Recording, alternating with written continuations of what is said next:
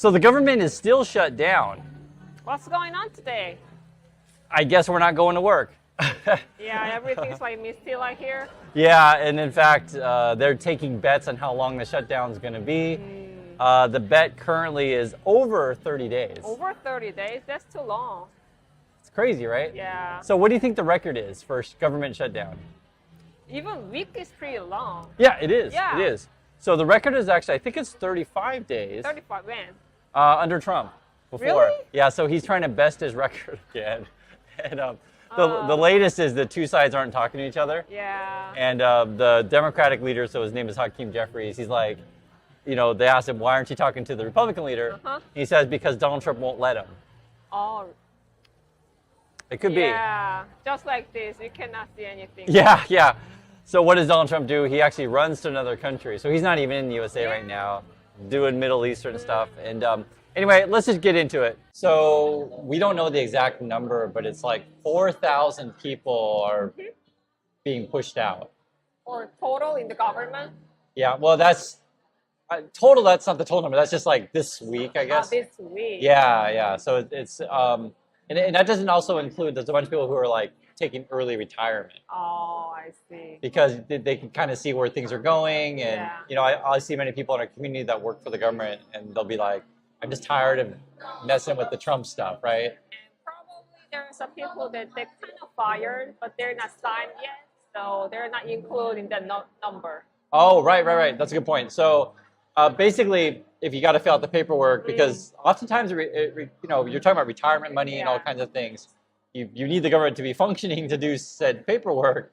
And if there's no one in the office, and the other problem is people don't have access to their emails and things. Oh. So like so for example, they send out an email saying that people are let go. And some people, there's one person in the community said that her husband and her son were both part of the government, but they don't have access to their stuff. Like you just kind of wake up one day and then you're locked out. Yeah. You can't get in the building. You can't access your computer. Do you remember, actually, you know, my sister's story? You know? Oh, yeah. My sister, you know, used to work at the VOA. Right. The headquarters, her boss. Right. You know, they haven't go to office for a few months. But they haven't signed yet. Right. So there's a lot of people in that kind of situation, and the craziest thing, like while we're doing all this stuff, whether or not we're shut down or not, the government's trying to do a trade war with China. Which how does that make any sense, right?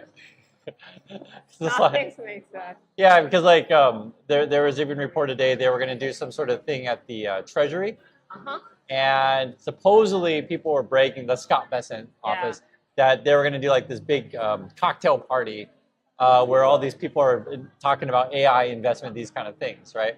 But now that the government shut down, that's kind of been called off.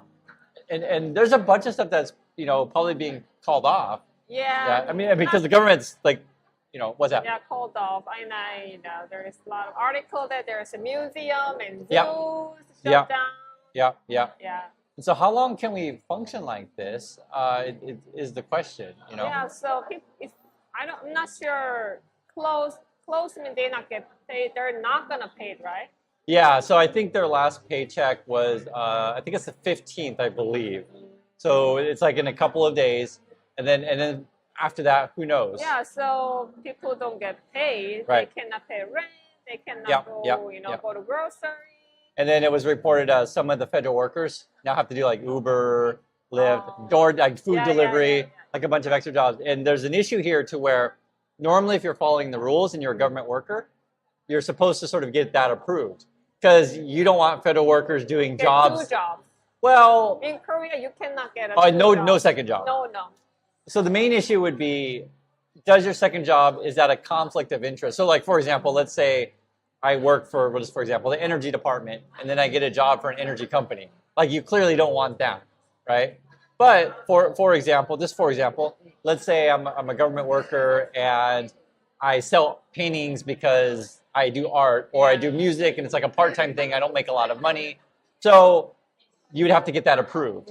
But in this situation, say driving for Uber, it's probably not a conflict of interest, chances are, but there's no one to approve it, right? These kind of things. So there's any number of issues to where people want to do the right thing, but there's no one to process.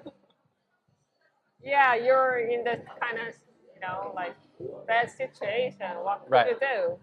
But yes, my understanding is, you bring up a good point, is generally speaking, you don't want government workers to be doing a second job. And so that it came up, it was in the Wall Street Journal about, like, can a government worker drive for Uber? Yeah. And normally you want to get that approved, but there's no one around. And then also no one's going to check, right? Oh, yeah. Yeah, and I mean, from the worker's point of view, if I need food to put on the table, I'm going to, food delivery Not or just whatever. my food, my kids, my parents. Yeah, so that's the kind of situation that people are in, and other people are just like, I'll just take that early retirement. Yeah. So while that's going on, Trump's doing his trade war with China. And what are people in Korea saying about this trade war?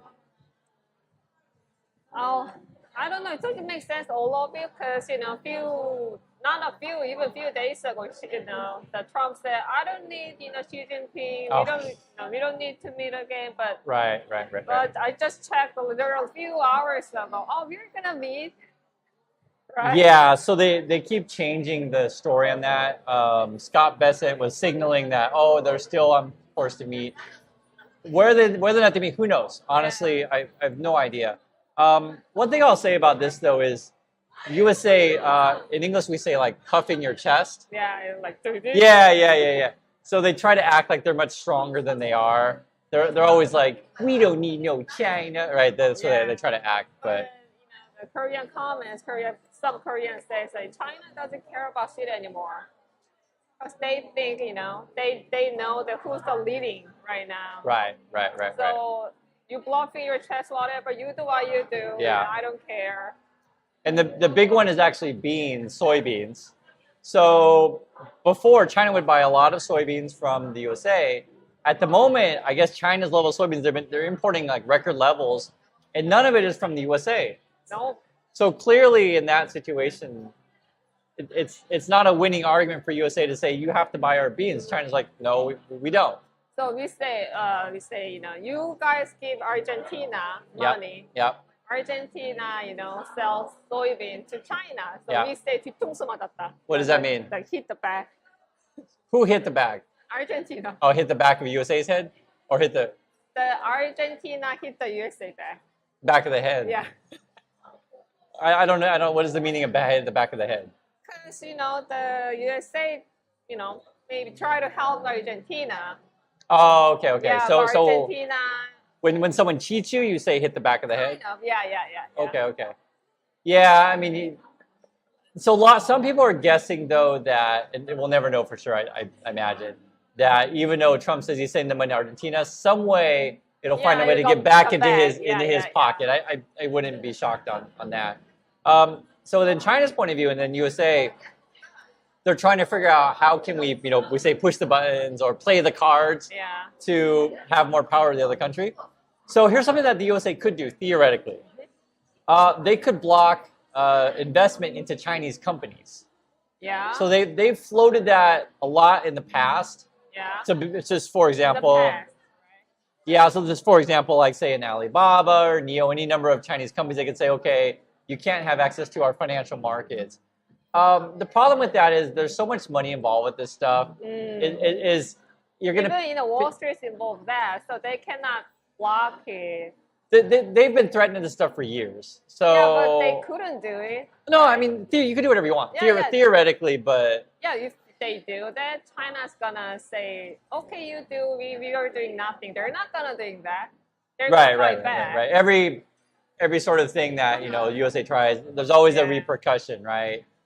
So, for example, China could just say, hey, you can't sell U.S. products in China, right? They could do the same kind of stuff. I mean, both countries benefit when you can trade, right? Consumers benefit when you can trade. But what's really interesting, the stories are really different. In USA, if you watch American news, they just like to tell you that USA is number one all the time, and China has to buy American products. Is it funny? What's that? USA said you're the number one, but China said you're the number one. Right. And if you're in China, which is interesting to that, the whole Trump tariff thing is not like a big issue in the news anymore, I guess. Yeah, just the government, because the government controls the media. To be frank, and so they're not covering it. And the regular people aren't really talking about it that much. Nice. Now, certainly people will know about Yeah, said yeah. things, but I think in this kind of situation, it could change at any moment. And so, obviously, I think if the 100% does kick in, and Trump said November 1st, then you're going to talk about for sure. But at this stage, it's not like a major issue in the media, in Chinese media, at the moment. At the moment, because I think every day is at the moment, because Trump changes his Right. words. Right. Even like twice a day, right?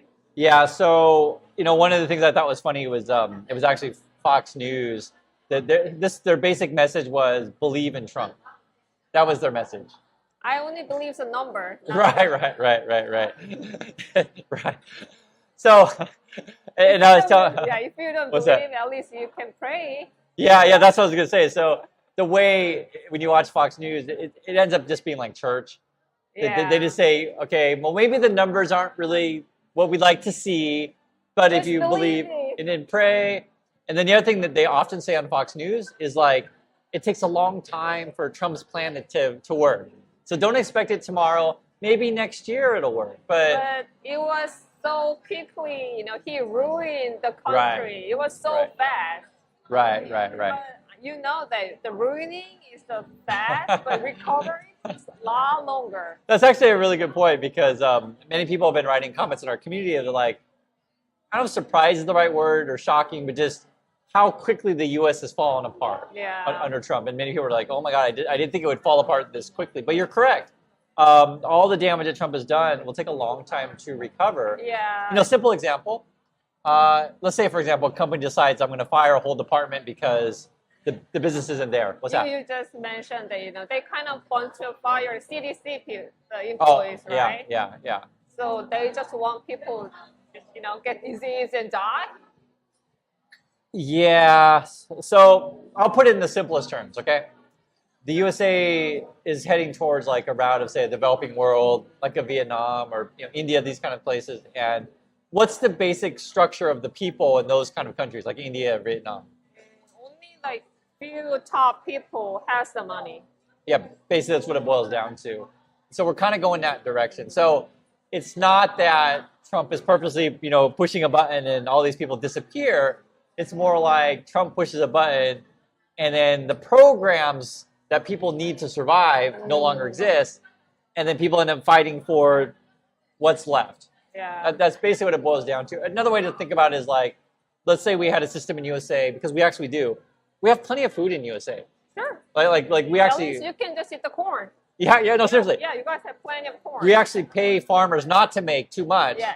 Because if they make too much, then the price, completely crashes.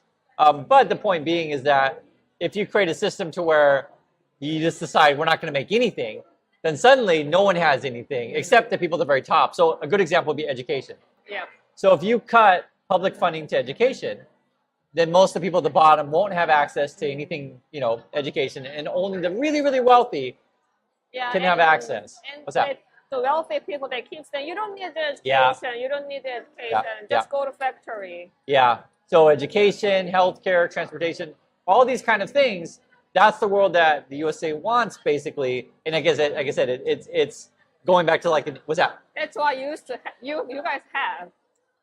Have? Yeah, the education, smart people, but you guys just kicking out everyone. Yeah, and this is a long conversation because a lot of people say that, they would like to leave the USA because it's, hopeless. I don't want to ever give that impression. I'll just say that's a direction that it's going. And if you put people like Trump in power, it'll continue to go in that direction. And this is where you need to be honest with people of like what's actually happening. Because to people who listen to Trump, they'll say, but Chris, Trump protects my guns and Trump protects me from trans people. And it's like, this is why you're uneducated, right? Gun doesn't pay you. Gun doesn't feed you. Yeah. So that's what's going on. I'd like to hear your thoughts. We appreciate your time. And we'll catch you all in the next video. So, bye.